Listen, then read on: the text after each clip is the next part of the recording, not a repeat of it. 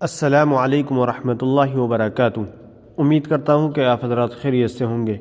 دوستو، رمضان میں غیر مسلم کی دعوت قبول کرنا کیسا ہے؟ آئیے اس کی جانکاری کے لیے میں آپ حضرات کے سامنے دارالعلوم دیوبند کا فتویٰ پیش کر رہا ہوں۔ چنانچہ کسی سائن نے دارالعلوم دیوبند سے سوال کیا ہے، مسلمانوں کے علاوہ غیر کی دعوت کھا سکتے ہیں کیا؟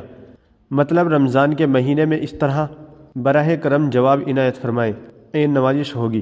تو چلیے دیکھتے ہیں دارالعلوم دیوبند نے اس کا کیا جواب دیا ہے۔ بسم اللہ الرحمن الرحیم۔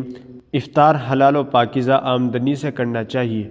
غیر مسلم کی دعوت جس طرح غیر رمضان میں قبول کر سکتے ہیں، اسی طرح رمضان میں بھی جائز ہیں۔ باقی ان باتوں کا لحاظ رمضان میں خاص طور پر کر لے۔ نمبر 1، اس کی آمدنی حرام اور ناجائز طریقے کی نہ ہو۔ نمبر 2، دعوت سے مقصد ریا نمود، مظاہرہ اور شہرت حاصل کرنا نہ ہو۔ نمبر 3، وہاں جا کر کھانے میں نماز مغرب کی جماعت، بالخصوص مسجد کی جماعت کے فوت ہونے کا اندیشہ نہ ہو۔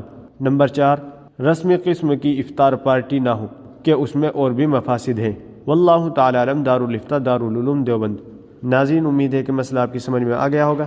ویڈیو کو زیادہ سے زیادہ شیئر کر دیجیے گا اور ہمارے چینل کو سبسکرائب بھی کر دیجیے گا۔